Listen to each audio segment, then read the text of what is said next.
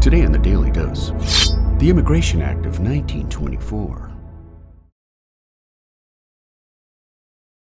In a country made up almost entirely of Northern European immigrants,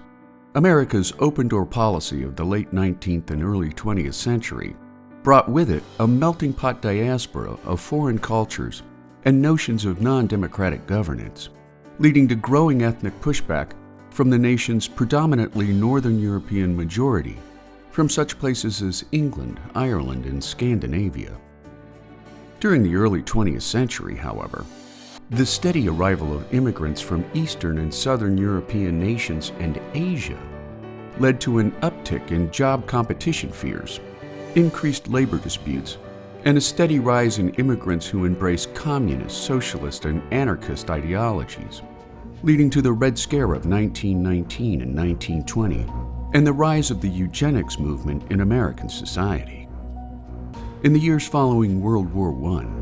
many Americans thirsted for isolationist policies in an attempt to weed out radical outside influences, leading to the Immigration Act of 1924, which was signed into law by President Calvin Coolidge on May 26th, effectively embracing a form of strict racial discrimination regarding who could come to America. Under the new law, only immigrants with a college degree or specialized skills were allowed entry, while denying Mexicans altogether and disproportionately limiting immigration from Eastern and Southern European nations and the Japanese. The law also set a 2% immigration quota from any given nation, except of course immigrants arriving from Northern Europe, based on ethnic percentages counted during the census of 1890. Which was later dropped in 1927 in lieu of a total immigration cap of 150,000 foreigners per year. While the Immigration Act of 1924 drew immediate and steady opposition by most left-leaning politicians, the isolationist law would remain in effect until President Kennedy introduced a bill to abolish the quota system entirely, which at first received little support in Congress. Following JFK's tragic assassination on November 22, 1963, however,